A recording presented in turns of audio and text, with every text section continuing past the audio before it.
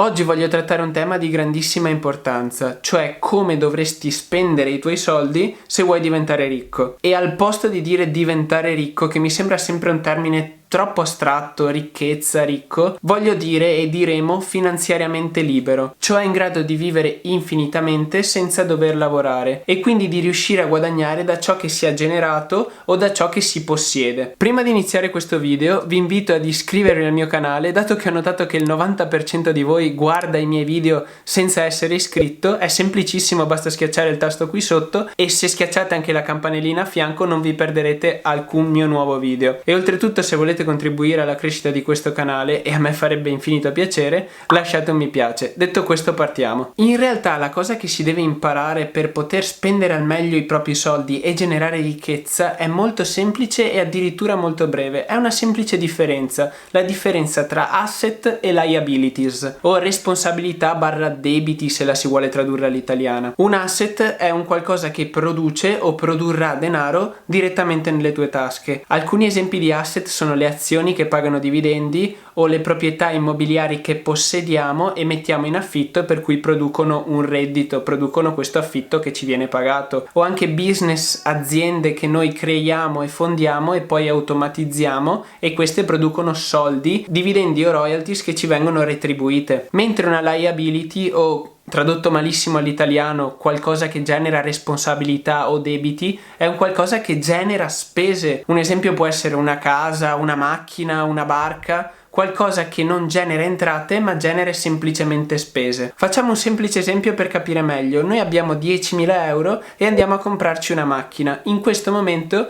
ci stiamo comprando una liability, cioè una spesa, perché la nostra macchina, nella quale abbiamo speso 10.000 euro, non genererà altri soldi, ma invece avrà un deprezzamento. Infatti mediamente una macchina si deprezza del 20% annuo, per cui l'anno prossimo la nostra macchina, al posto che valere 10.000 euro, varrà 8.000 euro. Mentre se prendiamo quegli stessi 10.000 euro e li spendiamo, io preferisco dire investiamo quando è una cosa positiva, in un fondo di investimento e in un indice, e facciamo che questo fondo di investimento indice ci ritorna un 3% annuo, quei 10.000 euro da 10.000 diventeranno 10.300 perché ci sommeremo il 3% e in questo caso avremmo generato ricchezza. Per carità, non sto dicendo che sia facile generare ricchezza in questo modo, sia facile investire in un fondo di investimento, identificare un indice che dà sempre rendimenti positivi, però è sicuramente fattibile e magari nel futuro faremo altri video dove ne parleremo. Però questo esempio vi fa capire come va settato il nostro cervello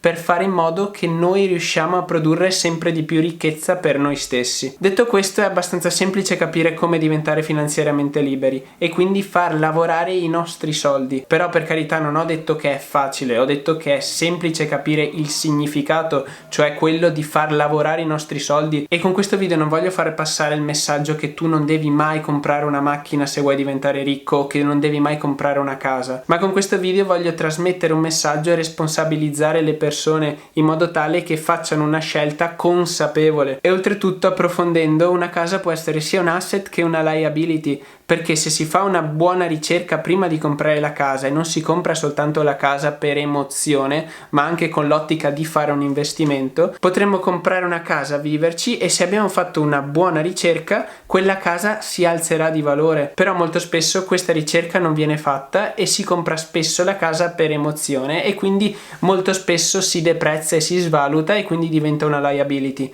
Per carità, non sto dicendo che non dobbiate mai comprare una casa per emozione, probabilmente lo farò anch'io, però dovete essere consapevoli che una cosa la state facendo per emozione e una cosa la state facendo per investimento e utilità. Detto questo, fatto questo discorso semplice e complicato allo stesso tempo, spendete e investite i vostri soldi con responsabilità e come sempre ditemi cosa ne pensate di questo video, lasciate un mi piace se è stato interessante e vi è piaciuto e iscrivetevi al mio canale se non volete perdervi nessun altro mio video. Ciao a tutti, alla prossima avventura!